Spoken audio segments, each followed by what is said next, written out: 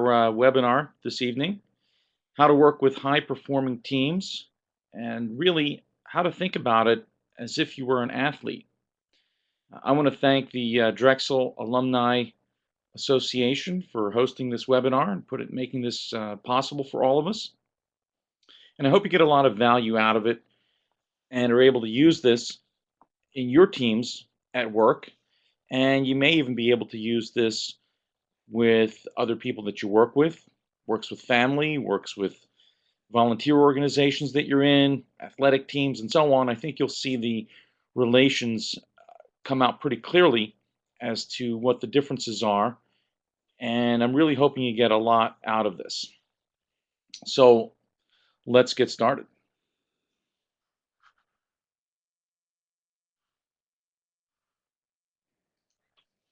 Here we go. So my first question is, why do some teams perform well and others, or they may perform well for a while, and then they get bogged down? Almost every team that I've seen has gotten bogged down at one point or another. And maybe some of you have seen the same sort of thing. So that's really the first question, is why do some teams get bogged down? Why do some teams perform well? And how do you work around that mentally, emotionally, logically, strategically, so that you can get back on track and finish what you're trying to get done as a team?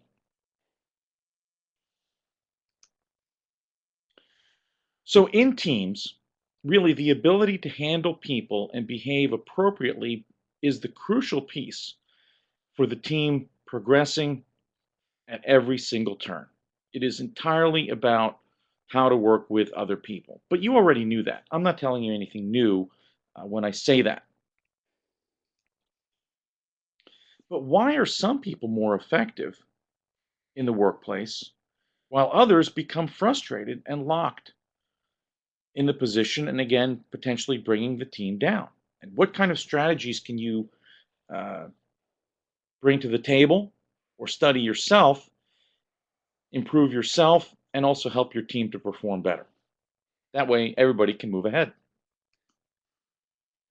A little bit about me. Again, my name's Andrei Jablokow. I work with corporate teams. I'm a specialist in that area. I'm also a mental strength coach and as well a teaching professor in mechanical engineering at Drexel University. My PhD is from the University of Wisconsin-Madison, and I got my bachelor's and master's at Drexel back in '84 and '87.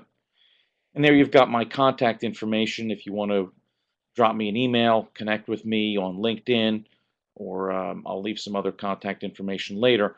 But feel free to reach out to me if you have any questions, need further information, links to articles, books, etc. Certainly feel free to contact me as you see fit, now or later.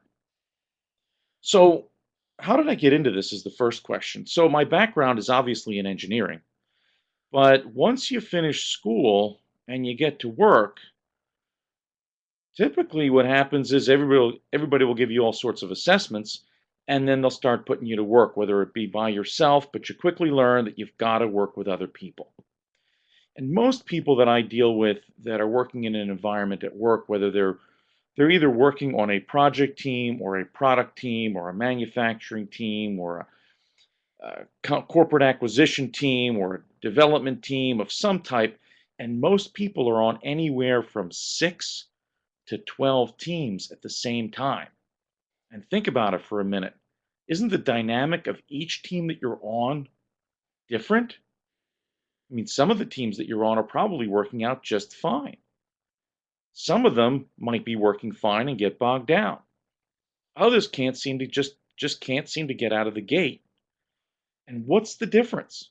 What is making all of that work? And so that was an area for me that was of big concern, because it's just so frustrating and mentally draining and emotionally draining to come home after work and say, well, these things are going okay and these things aren't. How can we clean these up and basically get back on track with all of the teams? I think that might be fun if you'd agree.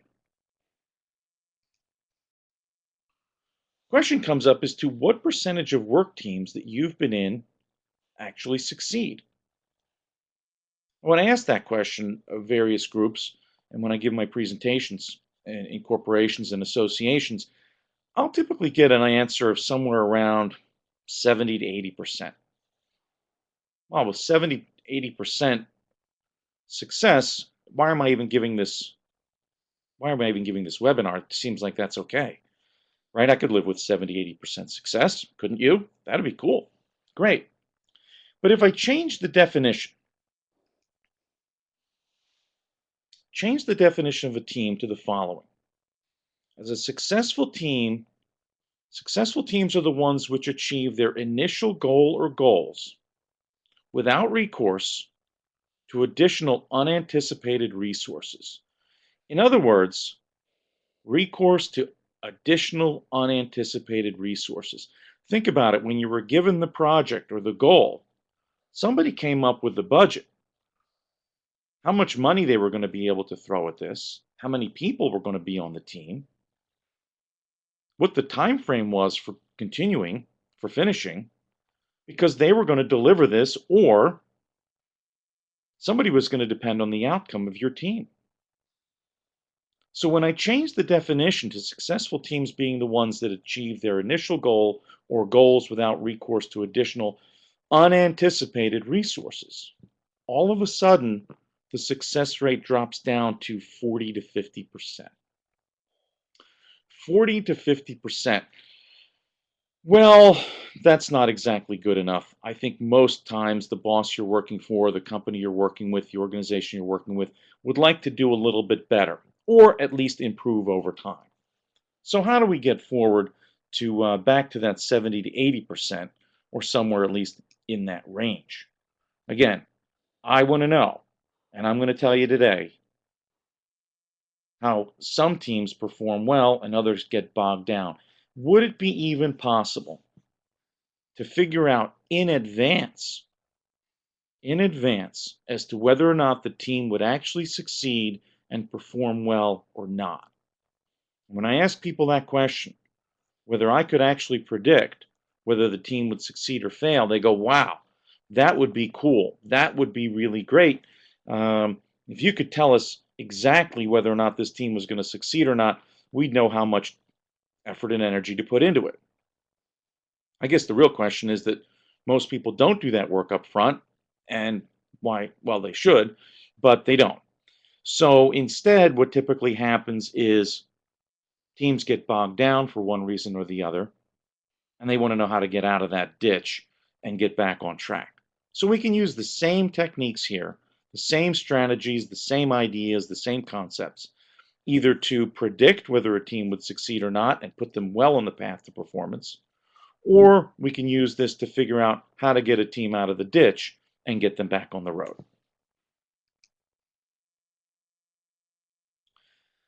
Question that I can like to ask a lot of people is, why do you think your teams failed? Was it because you didn't have enough money? Was it because you didn't have enough time? Was it because you had the wrong people, or they didn't have the technical knowledge, or they didn't have the skills, or you didn't have the right workplace? You weren't given the right tools and technology? What was it? Why did your teams fail? And whenever I ask that question, think about it for a minute. Take a moment and think about, why did your teams fail? It's actually an interesting question because most teams don't do what's called a post-mortem. That means after the team finished their project or their product, whatever it was that they were to deliver, they don't go back and say, well, how well did we do? How well did we work together? What went wrong? What went right? What could be improved? And all those questions. So if you think back the last couple teams you were on, the ones that didn't quite meet the expectations or the budget or the time frame, or everybody had a great experience on the team and learned a lot and moved forward, that it wasn't a real win for everybody from every angle. Why did it fail? And invariably, the answers I get are always external. It's always something else. It's always, we didn't give the right time. I got too many projects going on. We didn't have enough resource. We didn't have enough money. We didn't have enough technology, not enough computers. Software wasn't there. People got pulled off the project. There's always some other reason external to the team than internal to the team. And I'm going to bring to you today the idea, and this may rock your boat a little bit, that that's not the issue. The issue is typically internal to the team. What does that mean? Well, it's the people on the team. Who's on the team? How are they set up to succeed? Are they set up to succeed? And how are they communicating? That really ends up being the whole thing. So when it comes to outside or inside factors to blame, yeah, it's going to be some of the outside factors. That's always going to be the case. Let's face it, you never have enough time, money, or enough people to get done what you need to get done. And boy, back in the 80s and 90s, you may remember it was get more done with less time, get more done with less, and now it's get everything done with nothing. I get it. I've been there and I live that all the time. But at the same time, even within that environment, you can look at the inside factors to blame for the failure more often than not. And research has borne that out by several people. Question for you. How do you improve a work process? I mean, you've been working for a while and to be successful in a company or in a business or in a manufacturing or a design or whatever it is that you do, you need to have a process. So you've got work processes, a workflow, and how would you typically go about improving that? Well, this is an obvious question. You already know that. You use the scientific method, right? You first understand what's going on, you characterize, you measure, you analyze the process factors, and then you take an action to make permanent changes. Makes sense. Well, guess what? You can use the same exact idea for teams, but nobody does. Well, some people do, but most of the people that call me and need help, they don't use this method. They're not really analyzing, characterizing, measuring, looking at the process and making the action to make the permanent changes within that team, within that specific team, so that they can succeed. So here's my goal for you, for your teams, and for just about everybody that I work with. I have two goals. One is I'm going to show you all of this today, so you'll know exactly where to start and where to go for more information. First one, I want to move teams rapidly to peak performance mode. Yeah, that's right. You guys all know that the first few months, weeks, whatever the time frame is, let's say the first half of the time that you have to get your project done, people are still trying to figure out what are we going to do, how are we going to do it, who's going to do what, and so on. And then they all get to peak performance mode at the end. All teams ultimately, if they deliver what their goal was supposed to be, will get to peak performance mode. The point that I'm trying to make is how do you get to that quicker, faster? Because wouldn't you agree that if you can get to peak performance mode faster, you might have a chance of finishing the project on time and on budget and with the people that you have. So that's first, move teams rapidly to peak performance mode. Second goal, I want to create the conditions for continuous improvement. In other words, you can do the best that you can with the team you're on. That would be great, getting to peak performance. But then how do you also translate that and replicate that in the other teams that you're on and in the next teams that you're going to be on? Because there's always going to be the next team. And at the same time, wouldn't it be great if you actually improved your performance, your ability, your skills, your knowledge, and actually got something out of the team experience that you're in right now? In other words, everybody improved, including the result of the project or the product, whatever it may be you're working on. And if you could continuously improve, I mean, that's one of the reasons why people are working and doing anything at all. They want to get better. So how do we create those conditions for continuous improvement? Maybe you've heard of this concept.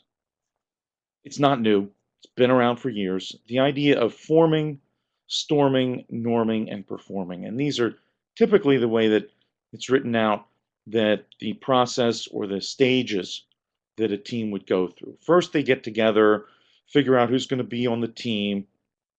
They form, however that's done, and we'll talk about how they're formed. Second, they do a lot of brainstorming and figuring out who has what skills and who has what ideas. What are we going to do here? How are we going to do it? They spend a lot of time in the forming and the storming. When they finally get enough of the forming and storming, they might do some norming. They might come down and create some expectations of who's going to do what, how they're going to communicate, when everything's going to be done, some accountability, because they're getting frustrated that all the storming and the forming was going nowhere. And they'll finally say, you know what, we just need to get to work and start performing. Well, what if you could go from the forming, the storming, and the norming and quickly get to performing? That's the goal. That's my goal for you. Another concept that may be new is that, you know what? It's okay that teams don't work effectively all the time. It doesn't work perfectly all the time. And I meet a lot of managers and executives, they get really frustrated and bent out of shape when things aren't working perfectly all the time. Well, let's take a look at that. I don't know if you go to the if you go to the gym at all, whether you work out at home or by yourself or with other people, or you go to the box gym or you go to the class. Do you feel the same way every day when you're lifting your weights or doing your calisthenics or running or whatever your sport is, bicycling? No, it's not the same every day. Some days you're off for whatever reason, and some days you're on. So you don't beat yourself up about it. What about the relationships with you're in? Whether it be with your spouse or your siblings or your parents or your friends. Is it always happy, happy, joy, joy all the time? I don't think so. Maybe you've got a different experience, but for me, it's up and down. It's not always going perfectly, but just when it's not going well, doesn't mean I'm going to rip out the whole thing and quit and leave and it doesn't work anymore. It's just that today is just not quite the right day and things aren't working effectively. So we're going to do what we can to improve it and get back on track. So you sometimes have to be okay on that, even with your own personal and professional development. Maybe you play a sport, maybe you play a musical instrument. You're going to reach plateaus. You're going to stay in that plateau for a while. The better you get, the longer you're on the plateau, and that's okay. So, this expectation of everything working, every single meeting is going to be perfect and great, and I'm going to get all bent out of shape and upset, and it's going to ruin my day when things don't go well. I think we have to let that go, that it's okay that there's going to be this ebb and flow and up and down. The idea is that you want to keep your mind on the goal, the next milestone that you've set for the team, as well as the ultimate outcome. And one bump in the road doesn't ruin the whole thing. But really, the idea is to move quickly to performance. Because when you're in peak performance mode in anything you do, whether it's a sport, playing a music, or running, or whatever you do, that's the time where you want to really get a lot done. But I urge you also to pay attention a little bit to the science, and I put it in quotes because we're dealing with people and we're dealing with soft skills here. Looking at the science of team performance is really kind of the key here to shorten or circumvent this trial and error approach that everybody uses. Add a little science, even if it's kind of a pseudoscience. It's not Newton's law and stuff like that, but it's, we can get past trial and error at least. And really, the continuous improvement is based on good decision making, and it really requires really good information to put in place. So there's really three things we need to talk about, and the first one is self-knowledge. And this is an old song that you've all heard. Maybe you've heard it in different ways, but you really need to understand. We need to understand our own propensities, understanding ourselves, the way we operate and handle the world, and then be able to adapt our behavior appropriately for the team, the project, the environment, culture that we're working in. And so, you know, you've seen all sorts of assessments. I'm sure by now you've read a bunch of books if you've been in business world more than 2 weeks about this kind of thing from 10 different ways, and they're all good. It's all fine. I don't think anyone's better than the other. I'm just going to use one method here that works because I can use it across the whole presentation. And it's based on the work by Paul MacLean, who was a brain researcher, coined the frame the triune brain. And this was the way that our brain developed according to anthropologists and archaeologists and so on. Not so much psychologists, more of anthropology. So really, there's three parts to the brain. It's really all one brain. It's tied together very tightly. So to say there are three brains isn't quite right, but three brains in one, you get what I'm saying. So there's the brain stem, and that's really the seat of experience. There's the limbic system, and this was a term framed by Paul MacLean, and that's where all your actions are. And it's incredible what habits are created in that area. And thirdly, as mammals, we and as humans, we've got the logic part of the neocortex. And a lot of the work that's out there on cognitive psychology and so on really spends a lot of time on the neocortex, whether they want to split it into left and right sides, and whether or not you're more logical or more creative in terms of that thing. It's really a bunch of, well, I don't know how to use it, quite frankly, and if you can figure it out, let me know. But this works well for me, that I've got really all three parts of the brain, and so do you, and they all work well together, but just maybe in different amounts or different dominances, if I could use that word, where maybe you're leveraging and leaning on experience, or you're quick to action, or you really need to think about things more. And there's a balance, but you can do all three just fine whenever you need to. So we'll just use that model. And there is a program that uses that. It's a program called Structogram that comes out of Germany and Switzerland. That really is a way to consider how you understand and use the world. And you can find that information on the website that's at the bottom there, structogram.us or structogram.com. It's actually an international program, not used much here in the US, but it works well to use these three parts of the brain and the dominances and the relative balance and so on.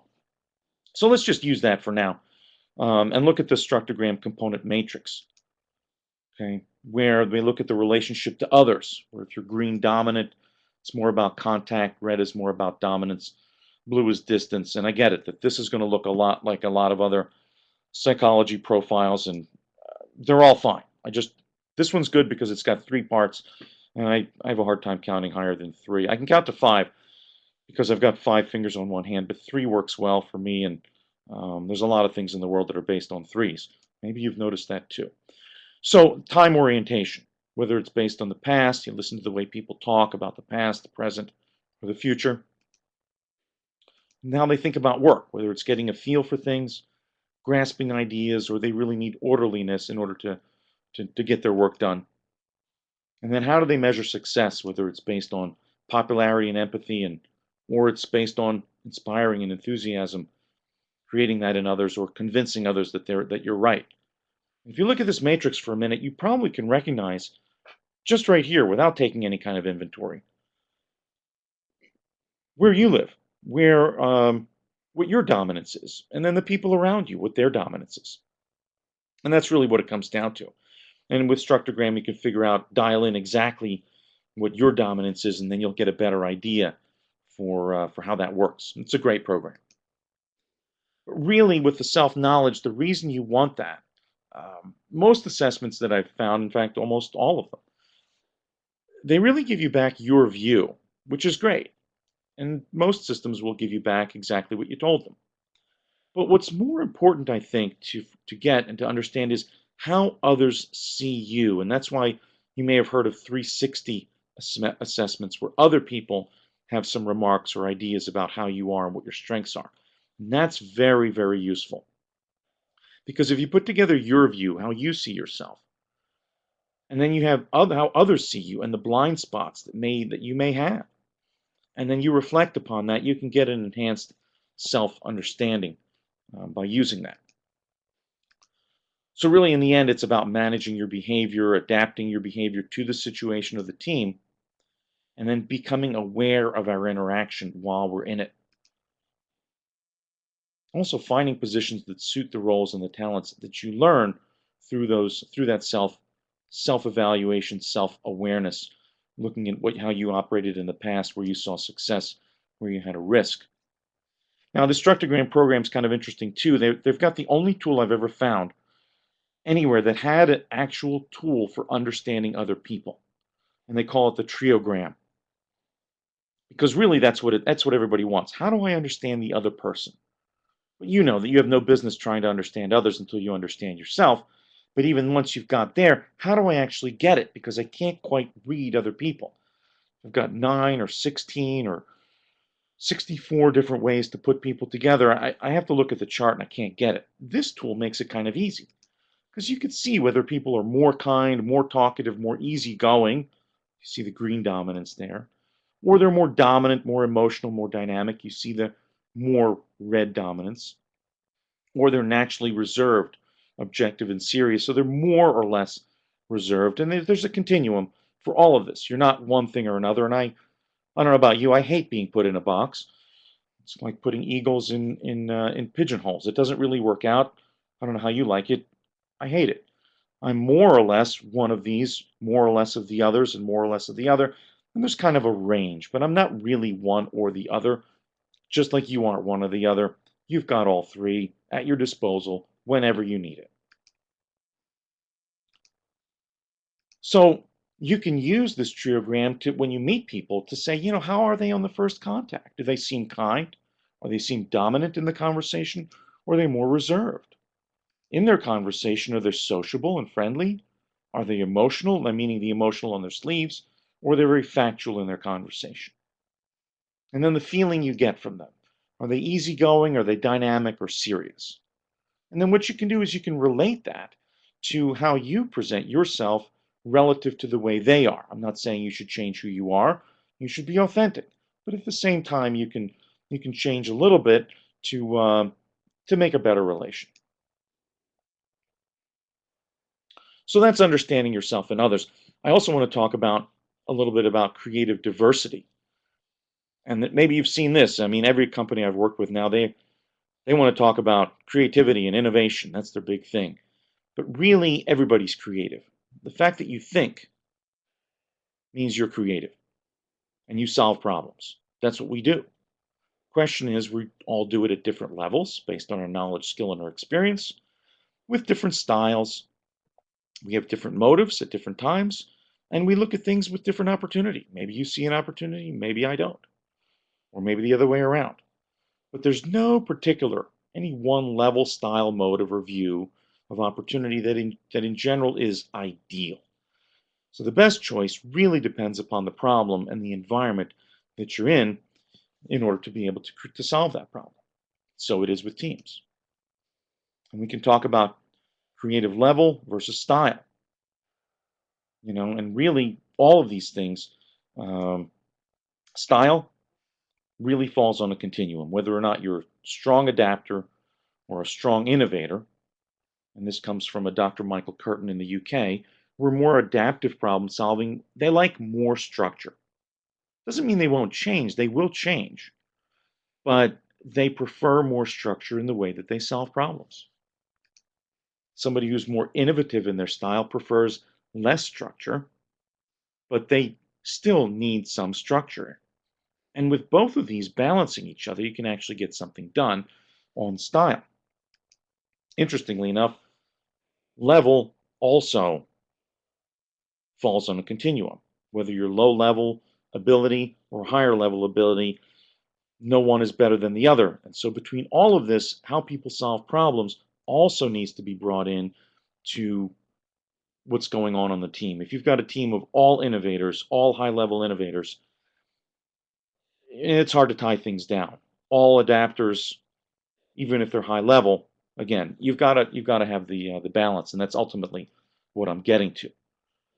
So I'm not going to go through what more innovative or more adaptive styles are, but just as a general rule, more adaptive want to have more continuous stability, more less risk taking. They want to refine the system that you're on, and they want to focus on the detail. Whereas more innovative are, looking for connections outside. They want to maybe replace the system and start over again. They want to challenge assumptions and are able to take more daring risks and ruffle the team a bit. I think a good balance is fun. But really, people and work on teams for different reasons. They want different things out of the team, whether it be any of these things on here.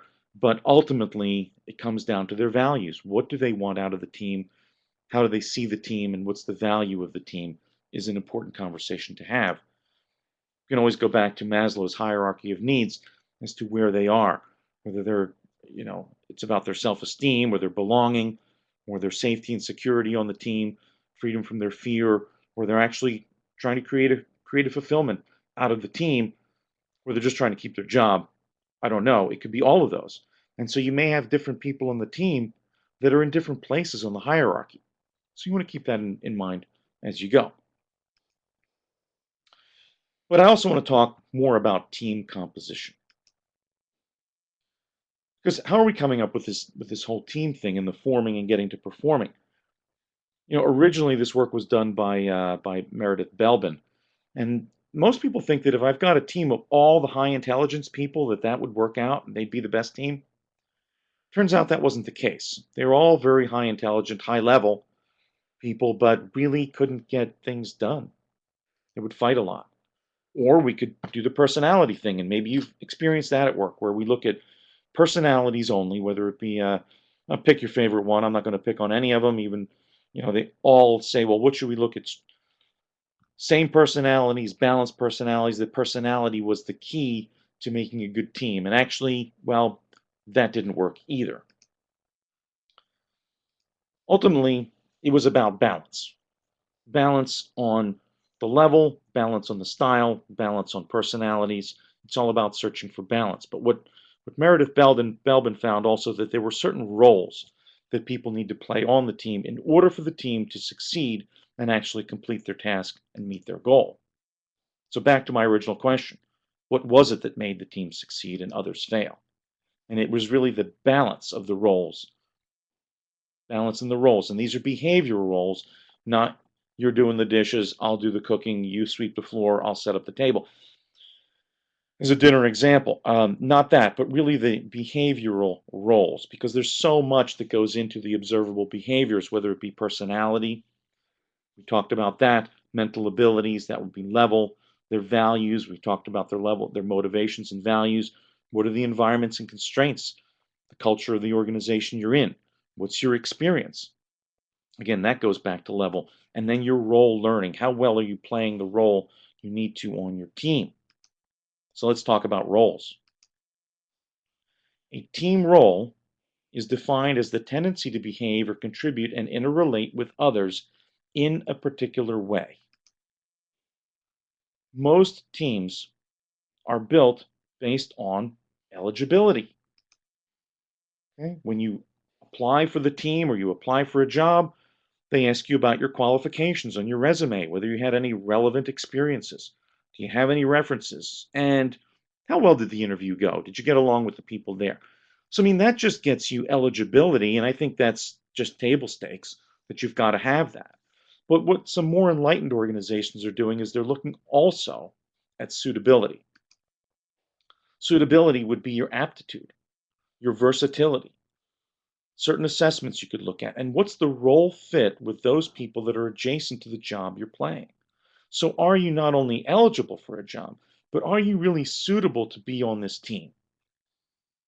Or are you just putting people on teams just because they need something to do, that team needs somebody, or you're the subject matter expert and you're a high level achiever in that, so you're on the team? There's various ways, but suitability is something that really needs to be considered for the team. And so what Belbin came up with, there are 9 team roles, and you needed to have all 9 of these team roles covered in order for the team to succeed. Now, sometimes look at the teams you're on. You don't have 9 people. Maybe you only have three. Uh, yeah, four, six, two. Boy, all kinds of numbers. So what happens when you don't have nine people on your team? Well, you're going to have to play multiple roles because you can't just play one all the time. So as we look at team roles, then what are the nine roles? And then maybe you have to play some that aren't quite right for you. So the first one was the plant. This is somebody who's creative and imaginative and unorthodox, and they solve difficult problems. But none of these are strengths, the contributions, but they also have weaknesses. Sometimes they don't get into the detail, or they don't communicate too well, but they're great for solving problems when you're stuck. Then they came up with the monitor evaluator. These people were very strategic and discerning. They saw all the options and they could figure out whether something would work or not. But they don't have much drive or ability to inspire others. Interestingly enough, you could take a plant that comes up with ideas and a monitor evaluator, and they would work great together. All they need is a coordinator. Okay, they would clarify goals, promote decision making, and they would delegate well, and that would be great. So those three people could work well together and manage each other and get together. The problem is nothing would actually get done. So we got to find some people that are actually going to get something done.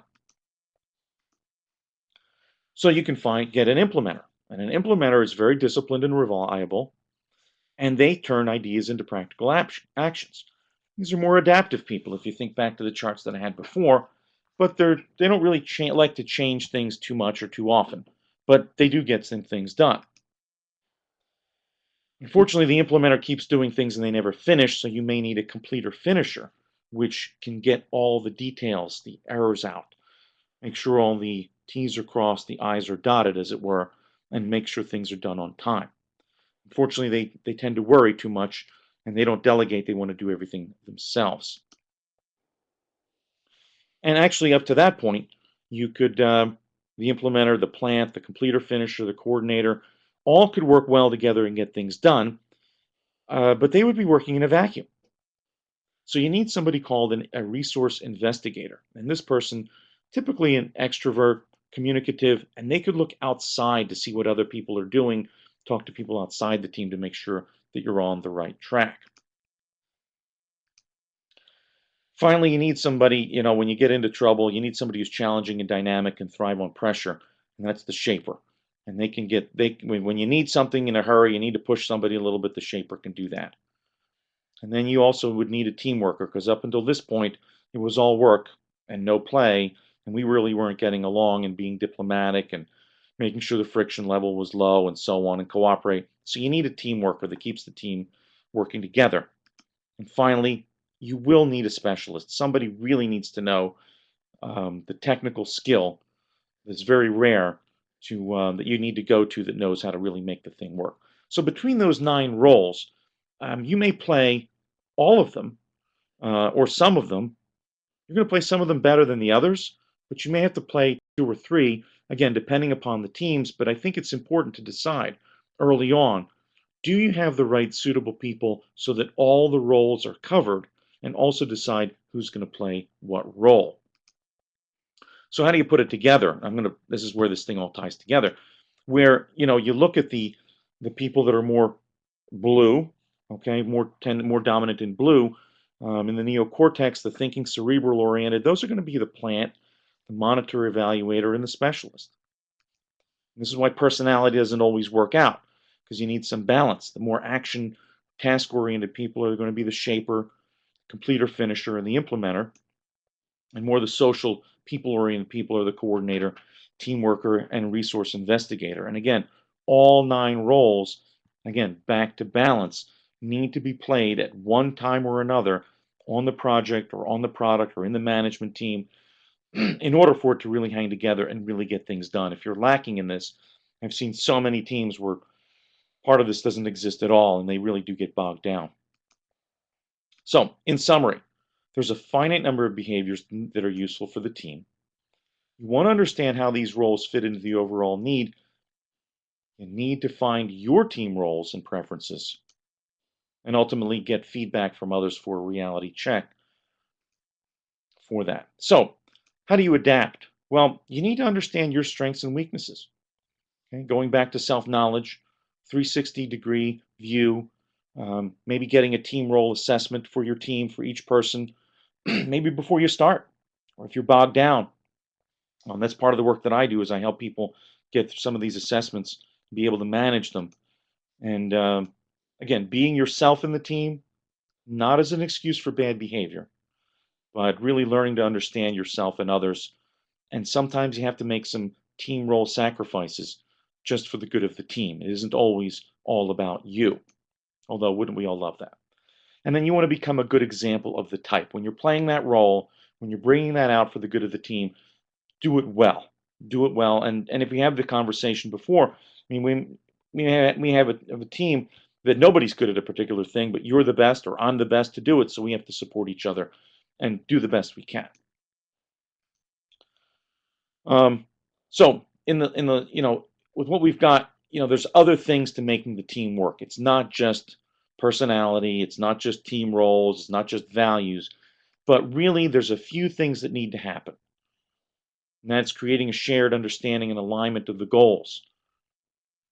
And many times when the goal is given, the project's given, this isn't brought out. Maybe they'll give you the problem statement, but the team needs to understand the business impact, the scope, the team composition, the timing. And you can go over this multiple times, but I think it needs to be set out. And it needs to be checked in frequently. You don't just set it out once and then forget it, but you need to go back and, are we on track with that? Really, with anything, whether it be trying to take a trip to some new place for vacation or for business, for a goal for your business, spend time identifying where you want to go and how you're going to get there. Really, that time is well invested. You stand a much better chance of reaching your goal if you do that work up front rather than just getting to work, work, work. I got to be busy all the time. No, let's figure out how we're going to do it and where we're actually trying to end up. You also want to make sure that, there's 5 things that teams do well. They run tight meetings. We can have an entire another webinar on writing on how to run meetings. Preparation, the agendas, the responsibilities, the ground rules for the team, the plan, time, the skills, available data, contingency plans, because I don't know if you've noticed or not, but things don't go as planned. Documenting, displaying the process, and using feedback. Everything being open to feedback, not taking it personally. And the feedback has to be on the subject matter, the processes, postmortem, a periodic feedback, and a concurrent feedback. All that needs to go on the team to make sure that you're on track. And no different than what would happen at the end of a football game, halftime of a sport, or how well anybody's doing and how they're feeling. And also assigning responsibilities and going back to accountability. There really isn't, most of the issues that I see are miscommunications. The expectations aren't set right, and there's a lot of miscommunication.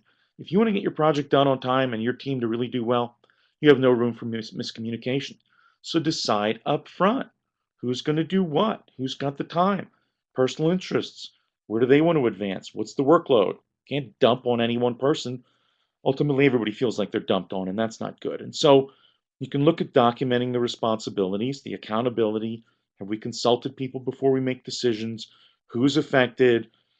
Get everybody's contribution. Everybody's got to participate and just get it done. But this really needs to be part of every team's planning stage. You can't just take on a project and go to work. A little bit of time to figure out how we're going to work together is good. As I said earlier on, teams don't work perfectly together all the time. We're going to get bogged down. We might fight. We might get in a tiff about one thing or another. But if we set these responsibilities and roles up front, then when we do get into that situation, at least we have rules and for how we're going to fight so we don't end up with miscommunications, saying things we don't like and losing a lot of time. We can have another webinar on that. We can have another one on how difficult with difficult people. But ultimately, if you do the planning up front properly, you're going to have awkward pairings sometimes. Sometimes there really are difficult people. Most people don't want to be difficult, but and there may be bureaucratic sources of the trouble. I'm not saying it's not outside the team, but if you do the work up front with the expectations and the roles, Typically, you can figure this stuff and avoid all the difficulty up front.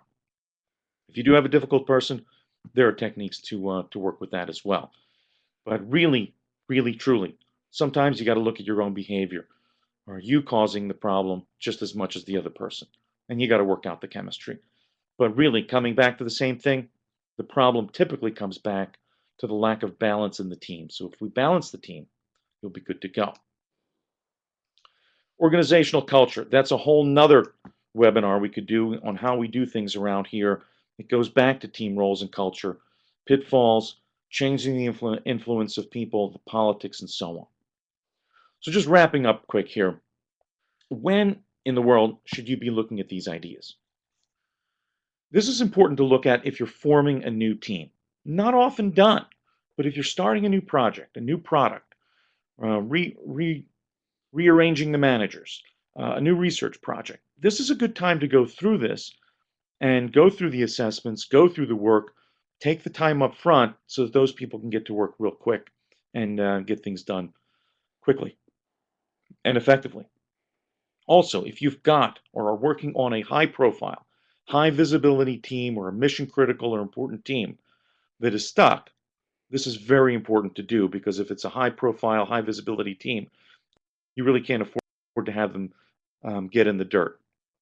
And with these techniques, really,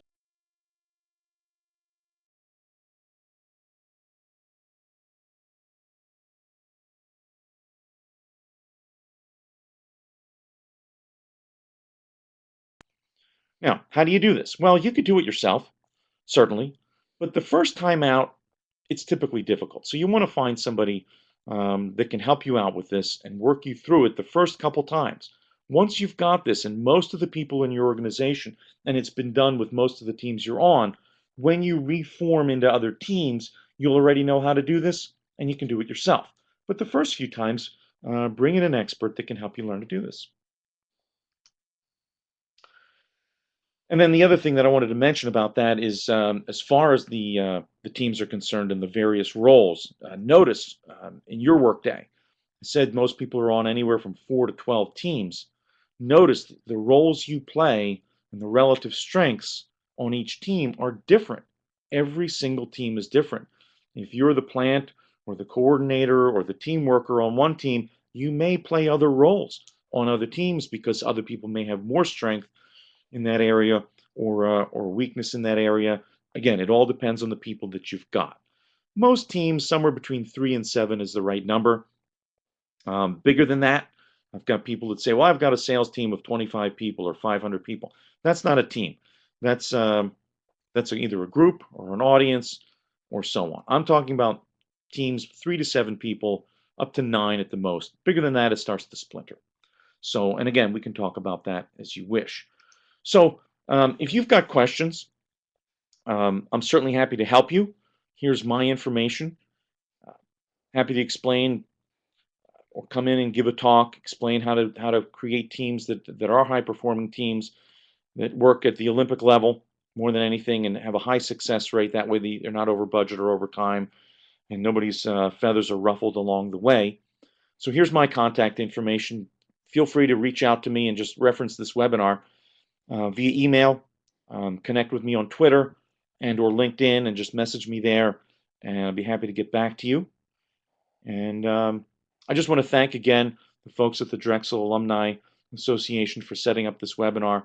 I hope you found this valuable. I hope you found this informative. And if you need references and want to dig in yourself, certainly I can point you in the direction, get you reading, getting this information so that your teams can be successful. And I wish you all well. And thank you.